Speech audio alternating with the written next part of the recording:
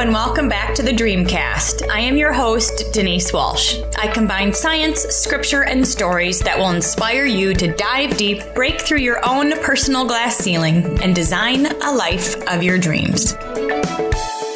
Welcome to episode 5 of the Dreamcast. In today's episode, I will be interviewing my sister, Lisa Thompson. She has a BA in kinesiology from Michigan State and was a radiology tech at a local hospital in Charlotte, North Carolina for several years before she was able to quit that full-time job and work her It Works business full-time.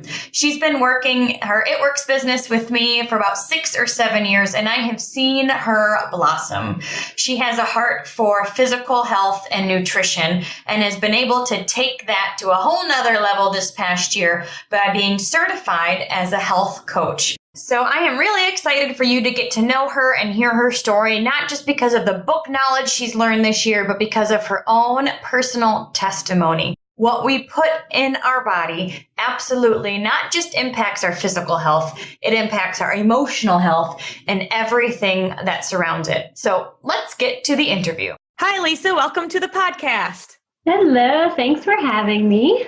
I am really excited to have you on today because I know that overall wellness and designing a life of our dreams truly includes not just spiritual relationships, career, finances, but our overall health and well-being as well. And as a certified health coach and with a BA in kinesiology, you are somebody that I look up to and have learned from over the years regarding health and wellness. And I know you've been interested in this for quite a long time. So why don't you introduce yourself and how you became interested in overall health and wellness?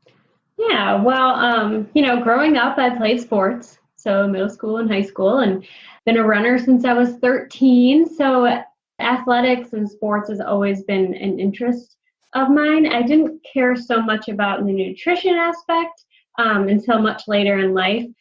But I knew I wanted to stay healthy and I didn't want to gain weight and I wanted to be fit. So during high school, we just worked on the physical fitness aspect of it and loved going to the gym and loved being able to transform your body that way. And then I went into college and majored in kinesiology and exercise science with a emphasis on health promotion. So during that time, I went and did an internship at a health resort on Hilton Head. And so what it was kind of, we call it a fat camp for adults. They'd come for a week, up to 4 weeks, and stay on campus and have the 3 meals a day, had 3 or 4 exercise classes a day, 3 or 4 educational classes a day. And obviously, in order to do that, the people that came were wealthy. They were financially well off. But I cannot tell you how many of them said, I would give up so much of my wealth to have my health back.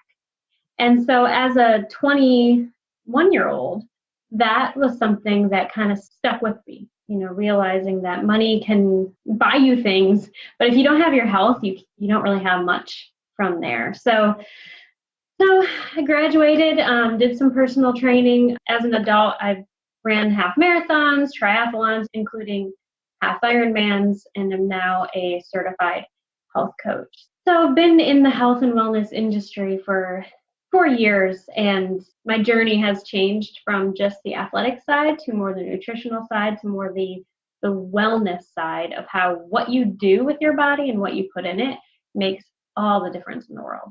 Awesome. Thank you for sharing. Do you have any personal stories where you maybe made a change to what you were eating and it impacted your quality of life, energy levels, anything like that? Yeah. So my most recent story is, now I have 2 kids, a 4-year-old and a 2-year-old, and both boys, and they're crazy, right? Like, life is crazy. Welcome to normal. We're all busy. We all have things on our plate. It's 2017 in America, so we all overschedule ourselves.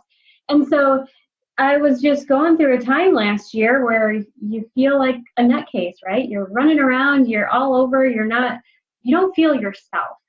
And so I got to a breaking point where I said, maybe I need to go see somebody. Maybe I need to go get on some meds. I got to do something different. And then once I stepped back, like nobody wants to go on meds, right? Like there's a time and a place for it for sure, but I didn't think I was there quite yet. And so I started doing some research of what foods, vitamins, and minerals can help with your mood, depression, like the serotonin. So serotonin is the hormone in your body that helps with mood stabilization. And a lot of times when people go see a psychiatrist, they are prescribed SSRIs, which are selective serotonin reuptake inhibitors. So that's like Zoloft, Prozac, Lexapro, Paxil, and they help with the serotonin levels in your brain.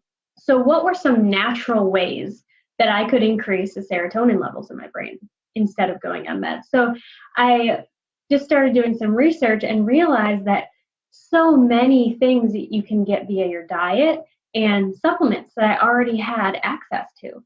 And so things like vitamin B6, B9, vitamin C, D, omega-3, probiotics, magnesium, zinc, curcumin, things that were just plentiful in all of our diet already and in the vitamins that I already had access to. So I set a day and I started on a multivitamin, a omega-3, and a minerals pill, and it was dramatic, a dramatic difference. And I still got annoyed, and I still get annoyed sometimes because that's life, but I didn't have the crazy ups or the crazy downs that I was having, and it wasn't rageful. I would get annoyed, but I wasn't, it'd be the difference between someone who was annoyed driving because of traffic or someone who's going to have road rage because of traffic, right? Like there's a difference. You can still get annoyed at situations. And so what I learned is that these SSRI group of drugs don't actually increase serotonin production in your brain, but it just increases the length of time the serotonin that is made stays there. So it's not helping correct any of the problems. It's just helping to cover up the symptoms. So I had a dramatic difference just by taking those 3 supplements. And then, of course, trying to get it in with your diet as well. Whole foods are always preferred, but it's not really realistic all the time either. So let me get this straight. You are a busy mom of 2. You are overwhelmed, stressed, prone to maybe a bit of anxiety or frustration, kind of getting easily angered or annoyed. And instead of going on medications, which is maybe one of the first things that people think to do is, all right, I need some help. Something's got to give. You decided to use diet as your medicine. And so by taking a multivitamin, an omega-3, and a mineral supplement, it actually changed your body's chemistry, increased the serotonin, and you felt a difference with your mood. Now, how long did you take the supplements till you felt a difference within yourself? In this case, I felt a difference within a day. Wow. It was dramatic to the point where I thought, well, there's no way that this could have made such a difference. My kids must be acting better in a day. Right? But if I wouldn't take them, I would be able to tell the difference that day. Like it wasn't something that had to build up in my body. Whereas if you are on a medication, it takes time to build up. And then everyone's body chemistry is so different. You don't know what your dosage is going to be. And so there's a whole lot of playing with meds to figure out what works for you. Whereas it's whole foods. Your body's going to take what it needs and then get rid of the rest. And so I felt really good about jumping all in, and I was amazed. Well, that's life-changing. I mean, when you can go from feeling frustrated, depressed, anxious, and irritable to feeling stable, quote unquote, you're not feeling as grouchy. That impacts you. It impacts your whole family. It impacts the household.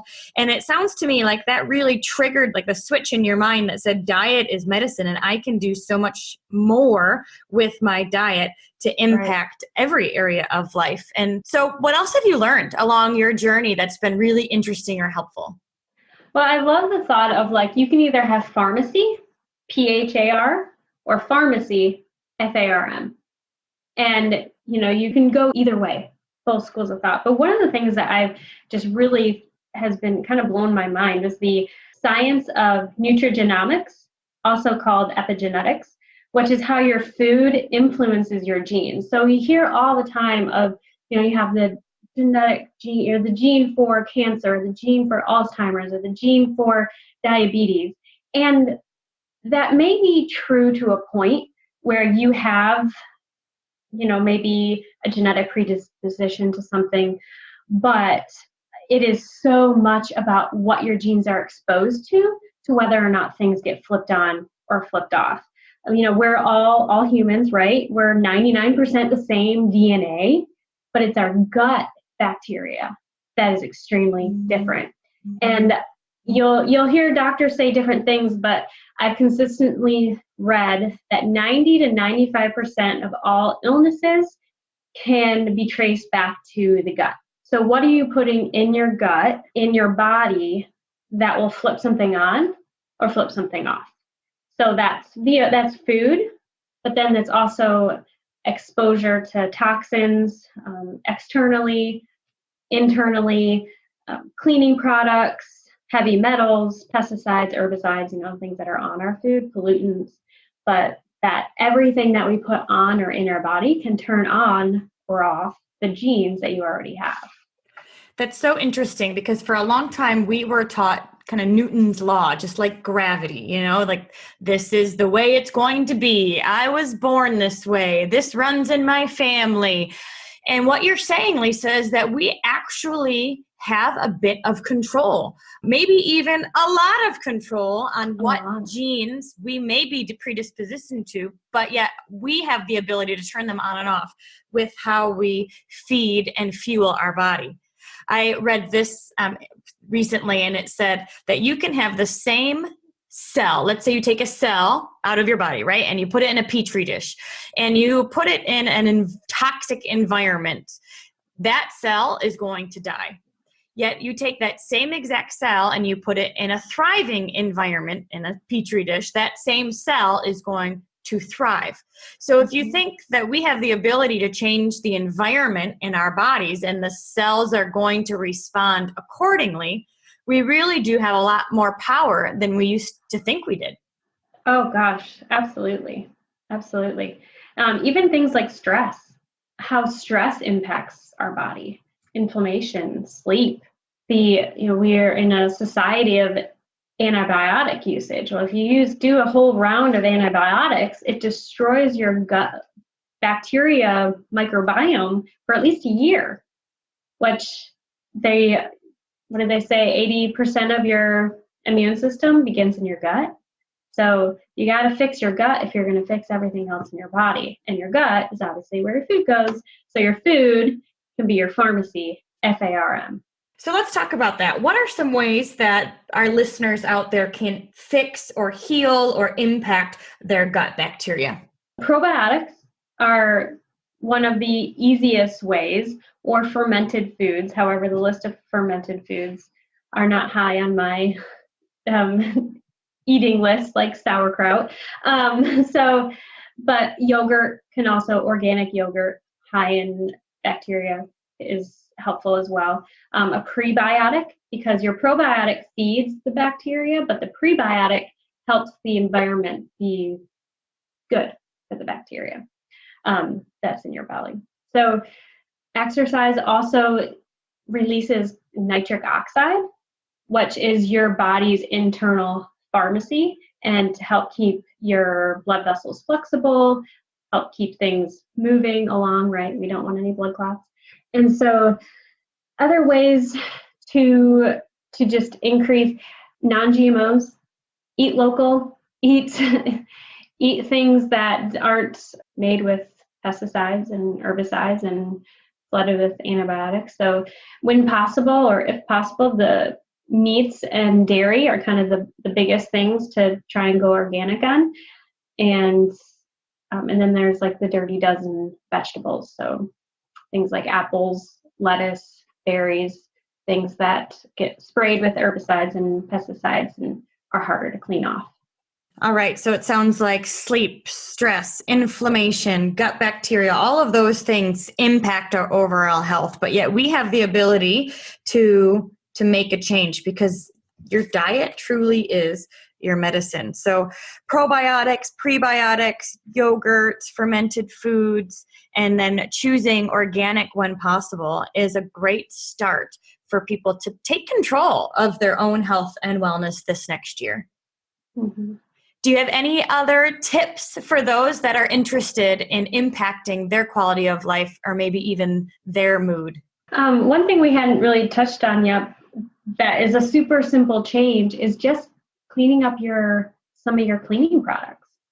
Some of the environmental toxins that you are up against every single day, right? Like you clean your counters with Clorox bleach, you don't want to touch it for a while, but then you're going to put your food on it and eat off of it later. Like, does that really make sense?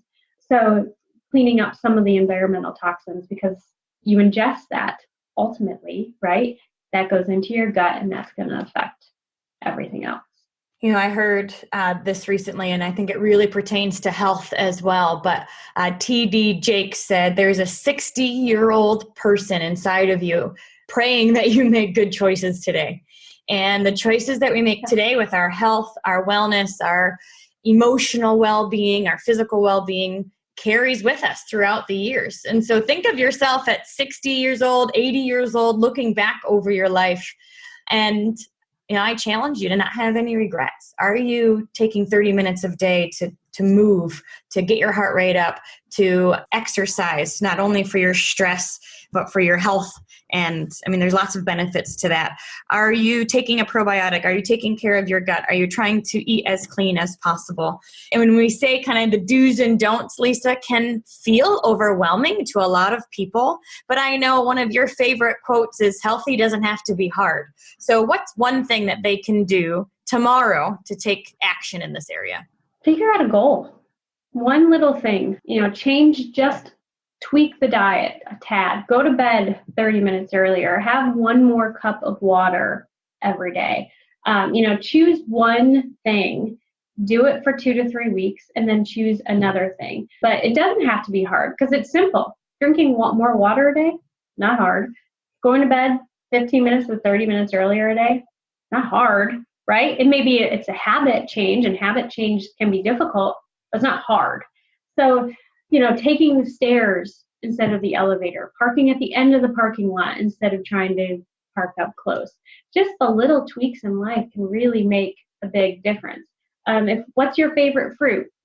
Start buying that organic. Instead of eating white bread, choose whole bread. Pick one thing, make it become a habit, 2, 3, 4 weeks, and then switch, try something else, or keep adding. I love that because life truly is a culmination of the habits that we have. And so it really is start with one. Choose to make it a habit to drink a gallon of water a day. And once that's easy, then choose another one and then choose another one. And so in a year, you truly can be in a different place if you start today. Absolutely. Absolutely. So Lisa, I know this is kind of on the spot, but I would love for this to be our ending question. In one word, how would you describe your life's purpose? I would have to say empower. I would like to empower people to live better than they're living now. So whether they're starting at what they consider a 1 or they're starting at what they consider a 9, everyone can always improve health, whether it's mental, physical, emotional, spiritual, whatever. Everyone has a place to improve. So just empowering people with the tools and the confidence that they can do something and move forward. And that healthy doesn't have to be hard, but it does require change. Thank you so much, Lisa, for your wisdom and your experience and sharing with us today. If you are a listener, I challenge you to take one thing. First, take an inventory, right? An inventory of your current health situation. And then choose one thing that you want to practice over the next 3 to 4 weeks. Allow it to become a habit. It becomes easy. And then you can choose another one. And I guarantee you, in 1 year, your health will be different, which will then transform into your relationships, your family, and your future. So thank you again, Lisa. Have an awesome day, you guys, and we'll see you same time, same place next week. Bye. Awesome. Bye. Have a good day.